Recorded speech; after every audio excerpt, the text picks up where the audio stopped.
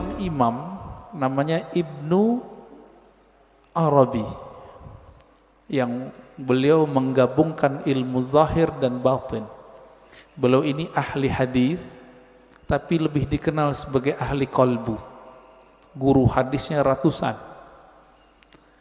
Buktinya beliau meriwayatkan hadis-hadis langsung dengan sanadnya kepada Rasulullah sallallahu alaihi wasallam. Jadi dia sebutkan dari gurunya sampai kepada Nabi Muhammad sallallahu alaihi wasallam.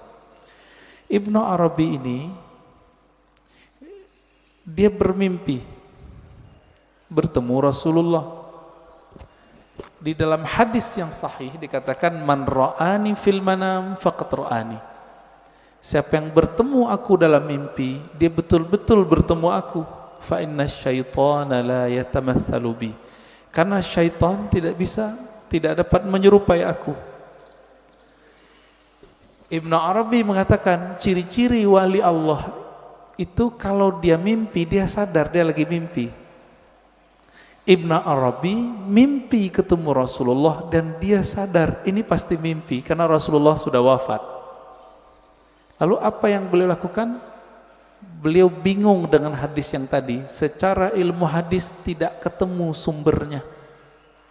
Maka beliau katakan, wahai Rasulullah, kata ahli hadis ini enggak ada sumbernya, bukan kalam engkau. Apakah benar demikian?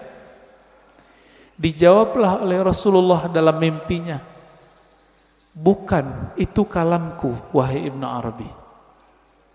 Ketika dia bangun, maka dia malu mengatakan ini bukan hadis Nabi sallallahu alaihi wasallam. Kenapa? Minimal mimpi ini benar untuk dirinya, meskipun belum tentu benar untuk orang lain.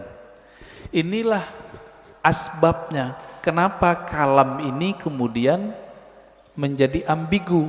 Apakah ini kalam Nabi atau kalam Yahya ibn Mu'az Ar-Razi? Ya, ini secara gabungan nih. Mimpi masuk kemana? Satu tadi empirik, bukti fisik. Mimpi yang nomor 4, zauq, intuisi, qalbu, ruh. Itu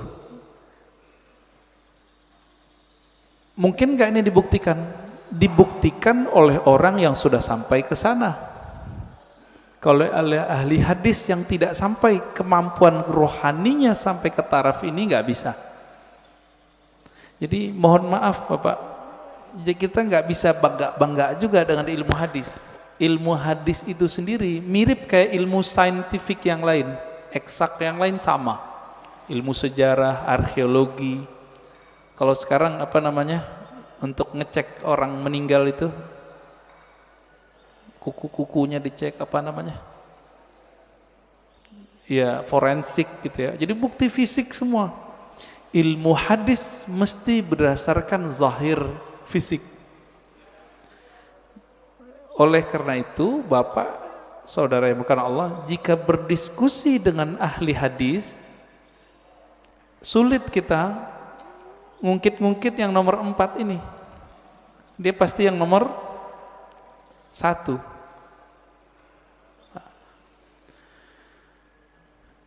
Coba lihat kalamnya. Siapa yang kenal diri, kenal Allah. Isinya benar gak? Bagus gak kalamnya? Bagus. Berarti secara ilmu hadis, tidak semua kata-kata yang bagus, kata-kata yang benar itu kalam Nabi. Secara ilmu hadis banyak Pak. Bahkan tidak semua yang benar itu kalamnya Nabi.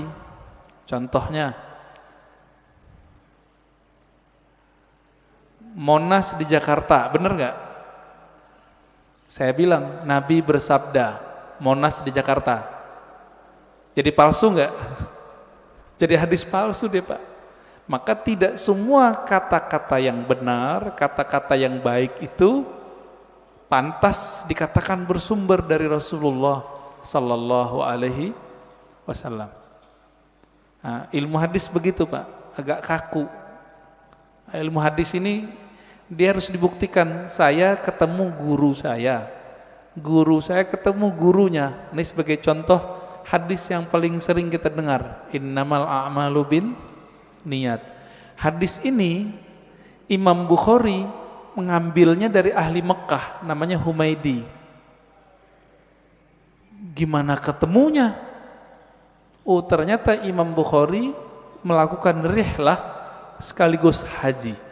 Bertemulah dengan Imam Al-Humaidi, murid dari Imam Syafi'i.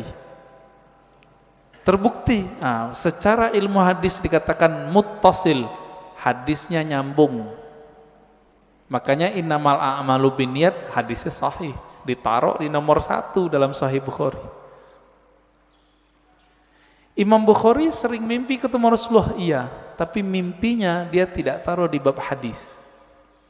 Ada seorang imam namanya Al-Baihaqi, punya kitab judulnya Syu'abul Iman dan Zuhud. Di kitab beliau menukil kalam Nabi tapi yang didapat orang dalam mimpi. Dan itu populer Pak di masjid-masjid kita, khotib-khotib kita dulu. Tahun 2006 seorang profesor nelfon saya dulu di UIN. Saya waktu itu masih kuliah. Dia telepon, "Ar-Razi, ente ngaji hadis bukan?" "Iya." "Saya mau khutbah besok, tapi bingung ini hadis itu bukan." Wah, kita kaget Pak, profesor masih mau nanya sama mahasiswa. Akhirnya saya katakan, "Hadis apa, Prof?" "Hadis siapa yang hari ini sama dengan kemarin maka dia merugi." Tahu hadis itu ya? Yang hari ini lebih buruk dari kemarin maka dia terlaknat. Saya senyum, "Maaf Prof, itu bukan hadis, tapi itu kalam Nabi yang didapat oleh Imam Abdul Aziz bin Rawat dalam mimpinya." Kata Imam Baihaqi, qala Abdul Aziz bin Rawat, berkata Abdul Aziz bin Rawat, "Ra'aitun Nabiyya sallallahu alaihi wasallam fil manam yaqul." Aku mendengar Nabi sallallahu alaihi wasallam di dalam tidur berkata. Kata di dalam tidurnya dihilangin oleh khotib-khotib. Sehingga jadinya gimana? Aku mendengar Nabi bersabda, "Siapa yang hari ini sama dengan kemarin fahuwa maghbun." Siapa yang hari ini beda dengan kemarin, lebih buruk dari kemarin, fahuwa mal'un, terlaknat. Nah itu. Ini disebut hadis mimpi. Tapi ingat, hadis mimpi bukan hadis secara ilmu hadis. Tapi kalau versi yang keempat itu hadis Pak. Maka versi keempat hadis Nabi gak berhenti, sampai sekarang berlanjut. Menurut versi yang keempat, dari mana buktinya? Buktinya Nabi sendiri mengatakan, siapa yang bertemu aku dalam mimpi, dia betul-betul bertemu aku. Loh, tahu dari mana ketemu Nabi? Kalau ingin dibuktikan, buktikan secara fisik. Baca cerita Nabi, fisik Nabi, Syama'il Nabawiyah, perhatikan mimpinya, sama atau tidak. Ini mazhab ahli hadis. Ahli hadis mensyaratkan jika mimpi ketemu Nabi, mesti karakter yang kita lihat sama seperti yang di hadis. Contohnya, Nabi suka pakai baju hijau, pakai serban, terus pakai tutup, ya, ada yang mirip Sayyid Muhammad Alawi Al-Maliki.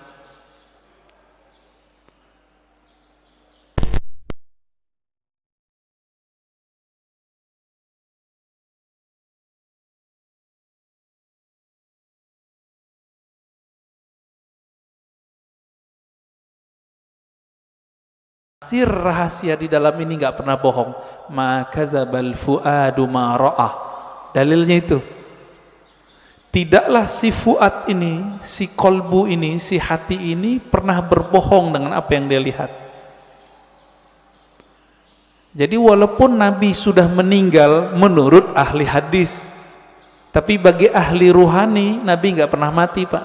Nabi cuma pindah alam, alam ruh, alam barzakh, alam malakut jabarut. Nah, ada di antara ulama yang setiap hari bisa ketemu Nabi. Siapa itu? Gurunya Imam Syafi'i, namanya Imam Malik. Dihikayatkan dalam kitab Hilyatul Aulia, kitab hadis, tapi berkaitan dengan Tazkiyatun Nafs. Karya Imam Al-Hafiz ahli hadis Abu Nuaim Al-Asbihani.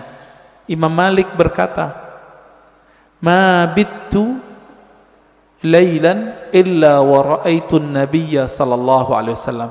Lebih kurang begitu. Tidaklah aku beristirahat malam hari, melainkan saat aku memejam mata, aku memandang kepada Rasulullah sallallahu alaihi wasallam tiap malam, Pak. Siapa imamnya? Imam Malik. Tapi Imam Malik ahli hadis. Maka beliau tidak memasukkan hasil dialognya dengan Nabi ke dalam bab ini, tapi masuk ke bab fatwa, dianggap itu ilham. Beda dengan Imam Ibnu Arabi, beda dengan Imam Ghazali. Mereka menganggap ini juga hadis, tapi hadis-hadis rohani, tidak masuk ke bab ilmu hadis. Nah, disinilah mulai bertengkar, Pak, antara ahli hadis sama ahli tasawuf. Bagi ahli hadis, kalian sesat. Kenapa? Itu bukan hadis Nabi, itu hadis palsu. Bagi ahli sufi, yang sesat siapa? Kalian gak mengerti kok kami dibilang sesat. Kalian gak bisa berkoneksi dengan Nabi, kok kami yang dianggap sesat. Begitu. Maka kemudian oleh Imam Al-Bihaqi, ya, satu tingkatan di atas Imam Ghazali, itu beliau gabung di kitabnya, di kitab Az-Zuhud, ya, di kitab Syu'abul Iman, kalam Nabi baik dalam ilmu hadis ataupun versi ahli qalbu. Bapak saudara makan Allah, kira-kira inilah kenapa ahli hadis susah baikan sama ahli tasawuf, ya. Maka muncullah di generasi berikut ahli hadis yang mereka penasaran dengan ilmu tasawuf. Sebaliknya ahli tasawuf yang penasaran dengan ilmu hadis. Nah, maka di zaman setelahnya muncul sufi muhaddis, muhaddis sufi. Muncul begitu. Nah, ini terlihat dari imam siapa? Imam As-Subki. Dia ahli hadis juga murid Ibnu Athaillah Sakandari, pengarang Hikam. Ini kitab kecil yang saya bawa, Ibnu Qayyim, dia ahli hadis, belajar tasawuf. Muncullah kitab-kitab tasawufnya banyak sekali. Madarijus Salikin, Al-Wabilus Sayyib, Iddatus Sabr, Raudatul Muhibbin. Banyak sekali kitab tasawufnya. Puncaknya nanti ada pada Imam Murtada Zabidi, ahli hadis juga ahli sufi. Terlepas dari itu, Bapak salamakan Allah, perbedaan itu sampai sekarang masih ada, ya. Makanya sekarang istilah ahli hadis ini diambil oleh sekelompok orang dan menamakan dirinya kelompok sunnah. Boleh nggak? Ya boleh-boleh aja. Tinggal bukti aja sanadnya, ya. Punya sanad nggak kepada Rasulullah Sallallahu Alaihi Wasallam? Karena ilmu hadis ilmu sanad, nggak punya sanad kadzab, maka dia pembohong.